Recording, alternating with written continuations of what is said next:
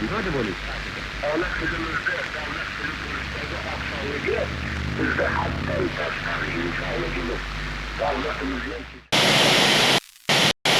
Ah, 3 a.m., the witching hour, a time when the veil between worlds is thin, when the night holds its breath, and something calls to you. Some say those who wake at this time are being watched, that something out there is stirring, reaching into your dreams.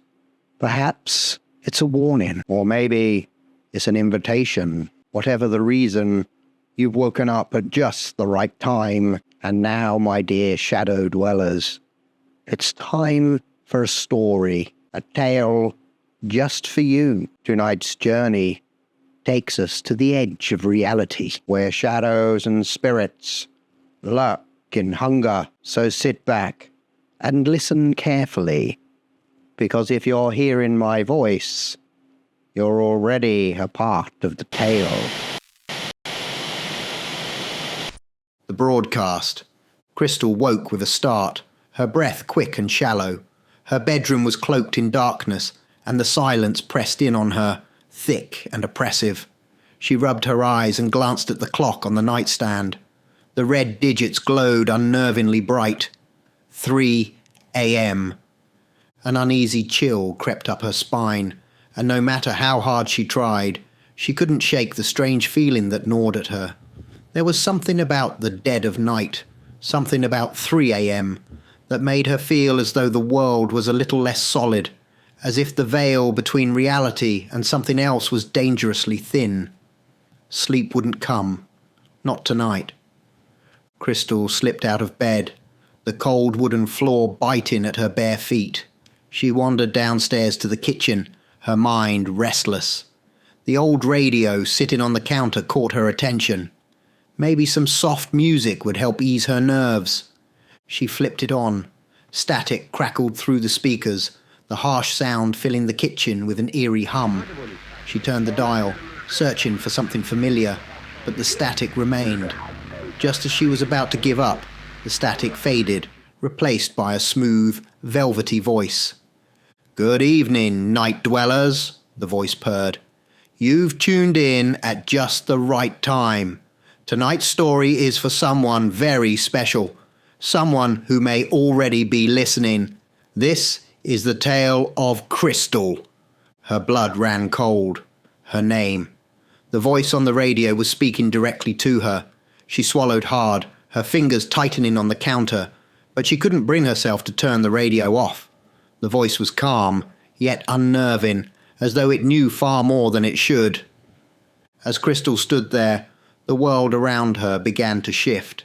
The voice faded, and her mind was pulled elsewhere, back to the moments that led her here.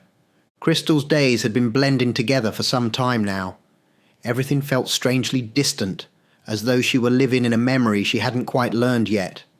At work, she smiled at her colleagues, went through the motions, but the sense of wrongness never left her. It was as though something was watching her, something she couldn't see but could always feel, lurking just behind her.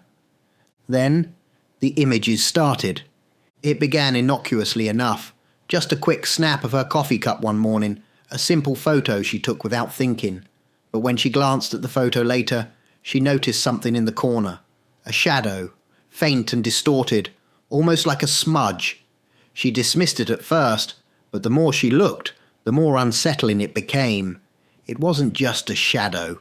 It was a face. A twisted, gaunt face that seemed to leer at her from the background. Over the next few days, it grew worse. Every time she took a picture, whether it was of her desk, her friends, or even herself, there it was, the face, clearer with each shot, old, decaying, eyes hollowed out, as though it were leeching off her, as if, with each photo, the spirit in the images was getting closer, feeding on her energy.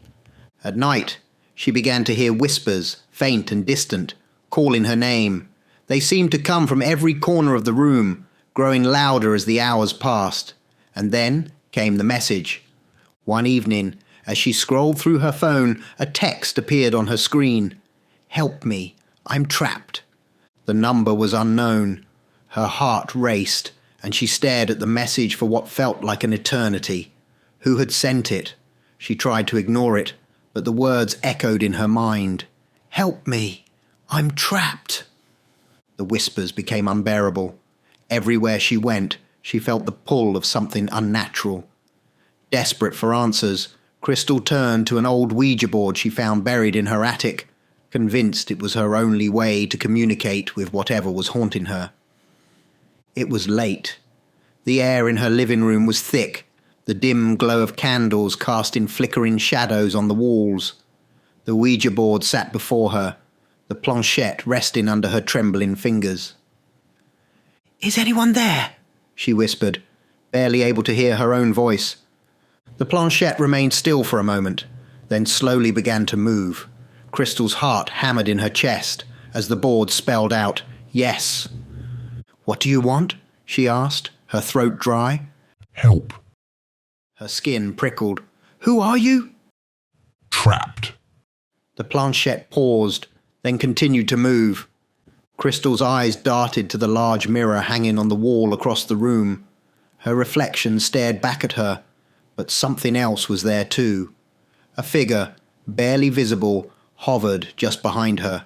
A gaunt face, hollow eyes, and a smile that stretched too wide. The spirit reached out, its hand pressing against the glass from the other side. "Help me!" It whispered, its voice thin and desperate, echoing inside her head. "I've been trapped for so long. Please, set me free." Fear gripped her, but something inside her softened. The spirit looked so broken, so sad. She couldn't just leave it there. "How?" she whispered. The spirit's smile widened. "A sacrifice," It said softly, its voice almost gentle. Crystal's heart stopped. "What kind of sacrifice?" The spirit's eyes gleamed. "Yours." "No!" she cried, backing away from the board. "I won't do it!" A sudden screech from outside pierced the air, the sound of tires skidding on asphalt, followed by the agonized yowl of a cat. Crystal gasped and turned back to the mirror. The spirit's once pleading face twisted into something monstrous. Its eyes blazed with malice, its grin now sharp and hungry. It laughed, a chilling, hollow sound that echoed through the room. Before Crystal could react, the mirror shimmered and the spirit's hand shot out, grabbing her wrist with an iron grip. Her scream was cut short as she was yanked toward the glass, her body stretching unnaturally as she was pulled inside. The last thing she saw was her own reflection, twisted in horror as she slammed against the inside of the mirror. The spirit stepped out into the real world, free at last, leaving her trapped behind the glass, her hands pounding against the cold surface. Crystal's eyes snapped open. She was still in her bed, her heart racing. But something was wrong. The world outside the mirror was distorted, blurry. She reached out, but her fingers met smooth, cold glass. She was inside the mirror. She screamed, banging her fists against the glass, but no one could hear her. The radio on the nightstand clicked off, leaving nothing but an ominous silence. The clock blinked. 3:01 a.m. The broadcast was over. Shelly's story. The radio sat untouched in Crystal's now empty house, surrounded by dust and shadows. The once familiar broadcast of eerie tales was replaced with nothing but static, a harsh, grating sound that filled the silence like a broken memory. The air felt heavier, as if the house itself remembered Crystal's fate. Across town, Shelly stirred awake in her bed.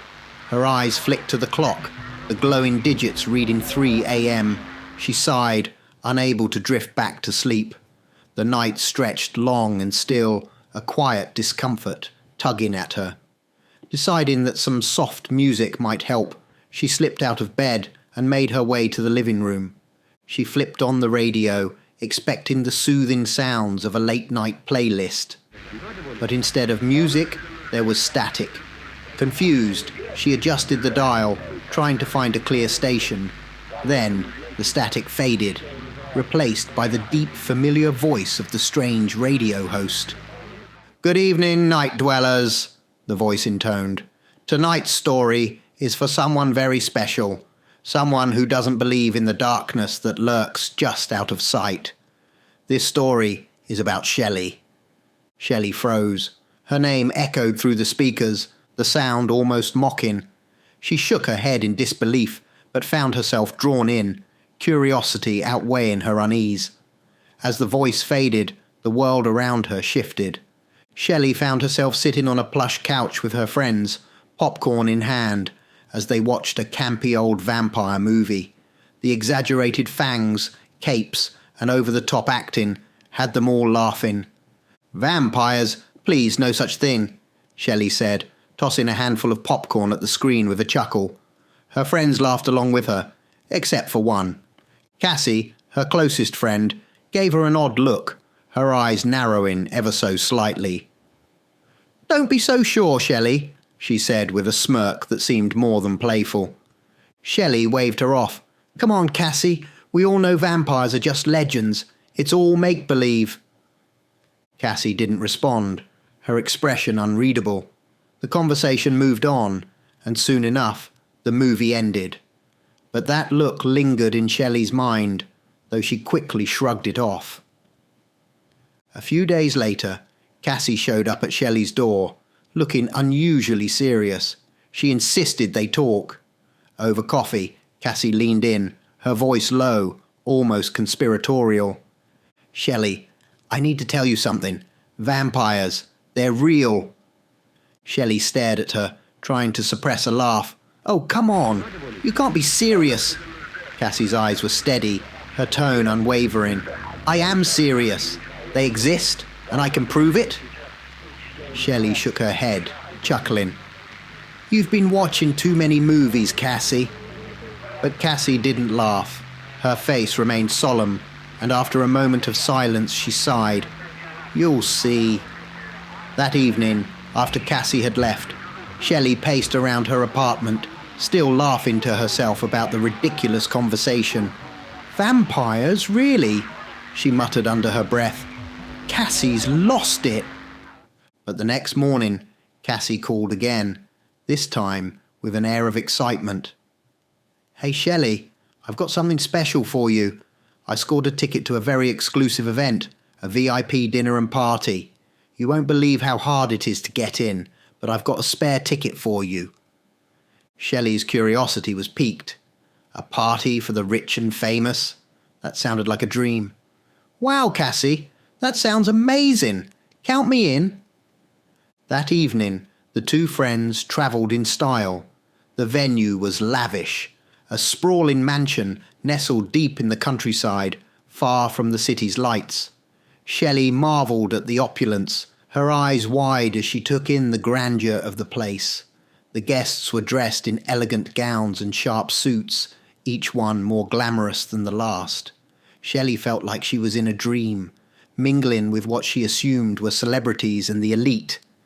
As the evening wore on, Shelley found herself swept up in the excitement, chatting with other guests and enjoying the luxurious atmosphere. The food was rich, the wine flowing endlessly, and she felt a rare sense of privilege. It was a night to remember. Then the lights dimmed, and a hush fell over the crowd. A tall, imposing man in a tailored suit stepped onto the stage at the front of the grand room, holding a glass of red wine. "Ladies and gentlemen," he announced, his voice commanding, "tonight we have the honour of welcoming a new member to our special circle. Shelley, would you come forward?" The crowd turned to face her, and Shelley, beaming with excitement, made her way to the front. She grinned, thinking she was about to be welcomed into some elite society, maybe even make a name for herself among the powerful.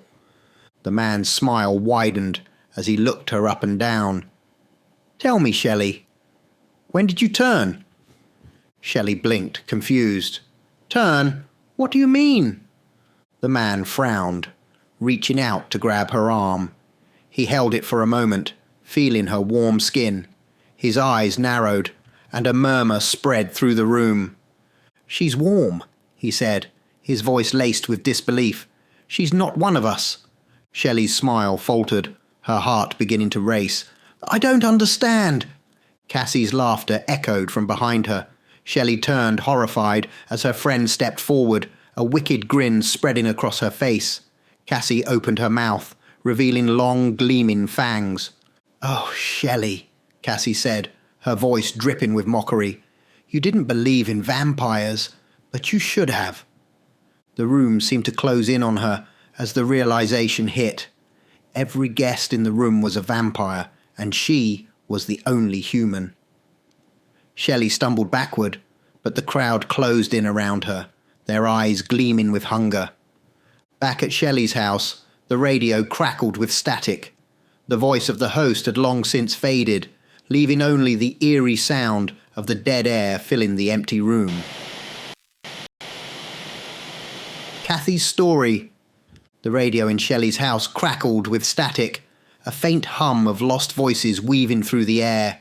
In another part of town, Kathy stirred in her bed, unable to shake the feeling that something was wrong. She rolled over, glancing at the clock on her bedside table, 3 a.m. A sense of unease crept over her as she sat up, rubbing her eyes.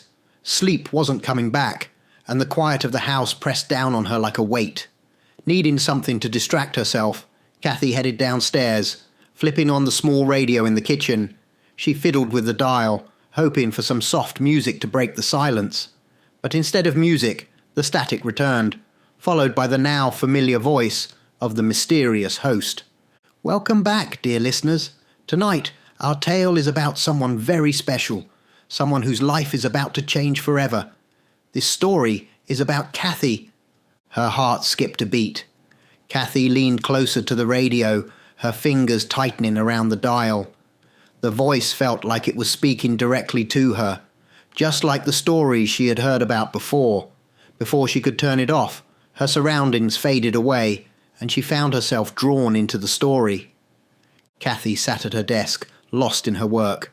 The office buzzed with the low hum of typing and phone calls, but her mind wandered. A new employee had started at the company recently, a woman named Elise, and she had quickly caught Kathy's attention. There was something peculiar about her, but also something intriguing. Kathy had struck up a conversation with her during lunch, and they had become fast friends. Elise was quirky, obsessed with cats, which Kathy found endearing. Every time they walked past one on the street, Elise seemed to communicate with it, whispering to it as if they shared some secret language. Cats flocked to her, as though drawn by an invisible force. Kathy thought it was sweet at first, charming even, though it left her slightly unsettled. As the weeks passed, their friendship deepened, and they spent more time together. But strange things began happening when Kathy was alone. She heard noises in her apartment, scratching at the windows, soft padding sounds in the hallways. At night, shadows flitted in the corners of her vision, always moving, always watching. One cold, moonless night, Kathy left work late. The street was eerily quiet, the air thick with fog that clung to the ground like mist. As she walked through the dimly lit streets, a strange sensation washed over her. She felt eyes on her, sharp, predatory. Then she saw it. A large shadow moved just outside the reach of the streetlights, slinking along the edge of the darkness. Kathy's breath hitched in her throat. It looked like the silhouette of a cat, but much larger, too large. It stalked her, its movements unnervingly graceful, like a predator, waiting for the right moment to strike. She quickened her pace, heart pounding in her chest, but the shadow followed, never straying too far behind. Her hands trembled as she fumbled with her keys at the door of her apartment, the feeling of being hunted settling deep in her bones. The next morning, Kathy confided in Elise, telling her about the cat-like shadow that had followed her. Elise smiled, but there was something in her eyes that Kathy couldn't read. "Cats wouldn't hurt anyone," she said softly, her voice carrying an edge of something darker. "Unless they had to." The cryptic comment left Kathy uneasy, but she brushed it off, trying to convince herself that she was just imagining things. Elise was her friend, after all, There was no reason to be afraid. One evening, Kathy and Elise went out for drinks, chatting and laughing like they always did. But as they strolled down the street afterward, something changed. Elise grew agitated, her eyes darting back and forth as if searching for something. Suddenly, Elise rushed across the street, her gaze fixed on a cat, lying still on the pavement, its body limp and lifeless from a recent car accident. Kathy watched in horror as Elise knelt beside it, and without hesitation began licking the blood from the animal's fur, her tongue curling over the matted hair. What are you doing?" Kathy stammered, frozen in place. Elise looked up, her eyes gleaming with something primal, something inhuman. Then, without a word, she bolted into the night, leaving Kathy standing alone, her mind reeling. Weeks passed without any word from Elise. Kathy tried calling, texting, but her messages went unanswered. The unease she felt deepened, but she couldn't shake the need to find out what had happened. Then one night, a message finally appeared on her phone. "Meet me at the old woods. Midnight. I need to tell you something." Despite her better judgment, Kathy went. The old woods were a dark, tangled mass of trees just outside town, known for their eerie atmosphere. Kathy arrived at the stroke of midnight, her breath misting in the cold air. Elise was waiting for her, standing in the clearing, her expression unreadable. "You came," she said, her voice carrying an edge of something Kathy couldn't quite place. Before Kathy could respond, figures emerged from the shadows, hooded and cloaked, their movements silent and deliberate. They surrounded her, forming a circle. Kathy's heart raced. "What is this?" she demanded, backing up as the figures began to chant in a low, guttural hum. Elise stepped forward, her face contorted into a cold smile. "Lunch!" Kathy's eyes widened in horror as the figures pulled back their hoods, revealing faces that were not human. The heads of cats, with gleaming eyes and sharp teeth, stared back at her. They were cat people, grotesque hybrids of humans and felines, their fur bristling in the cold night air. Elise's body shifted, her form twisting and stretching until she stood before Kathy as a massive black cat. Her eyes gleamed with hunger, and a low growl rumbled from her throat. The chanting grew louder, echoing through the woods, and Kathy's scream pierced the night as the cat people closed in on her. Back at Kathy's house, the radio crackled with static, filling the room with its unsettling hum. The voice of the radio host was gone, leaving only the faint, eerie whisper of something ancient and hungry. "John's story," the radio in Kathy's house hissed with static, filling the room with an eerie silence once more. As the static faded, elsewhere in the quiet countryside, John's eyes flickered open. He glanced at the clock beside his bed. 3 a.m. Restlessness gnawed at him, the room feeling heavier than usual, as if something unseen lingered just beyond the walls. Unable to sleep, he slipped out of bed and made his way downstairs. The old radio on the kitchen counter caught his eye, and without thinking, he turned it on. Static buzzed from the speakers, but soon the crackling sound gave way to a familiar, chilling voice. "Good evening, night wanderers. Tonight's tale is one of loyalty, love, and betrayal. A story about a man named John." John's hand tightened on the dial. His name, spoken by the mysterious voice. A shiver ran down his spine. He listened, unable to turn away, as the voice began to tell the story. Slowly, his surroundings shifted, and his mind was pulled into the tale. It was John's wedding day. The sun had set, and the reception was winding down. He sat with his new bride, her hand in his, a glass of wine in the other. He was filled with joy, the kind of happiness that seemed boundless. "I'm so happy," he said to her, his heart full. She smiled, her eyes gleaming in the dim light. "So am I." After the party ended, they said their goodbyes and climbed into the car. She drove them deep into the countryside, far from the city lights, to a small cottage they had recently purchased. It was a beautiful, secluded place, perfect for their new life together. As they neared the cottage, she turned to him and said, "Our pack will be so happy here." John raised an eyebrow. "Pack?" "Our family, of course," she replied with a laugh, brushing it off, but the way she said it lingered in his mind, like a forgotten memory trying to resurface. Weeks passed. The honeymoon glow had faded, and something unsettling began to grow within John. He noticed strange things, dark shapes moving outside in the shadowy fields beyond the cottage. Sometimes he heard the distant howls of wolves, though he knew wolves didn't roam these parts.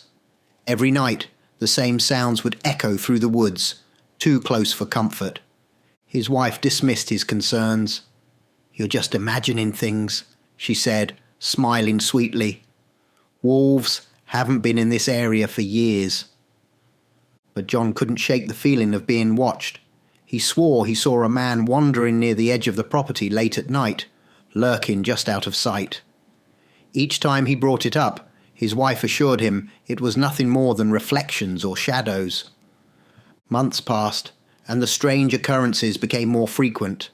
John often found himself awake at odd hours, staring out the window into the darkness, waiting to see the figure again. And then one night, his wife told him she was pregnant. He was overjoyed. "That's amazing!" he exclaimed, pulling her into his arms. "Our pack will finally arrive," she whispered, her words sending a shiver down his spine.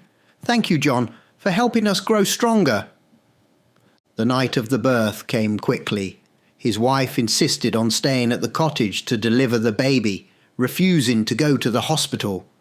John tried to protest, but she wouldn't hear it. She seemed calm, almost eerily so, as she prepared herself for what was to come. When the time came, John did his best to help. The labour was fast, almost unnatural.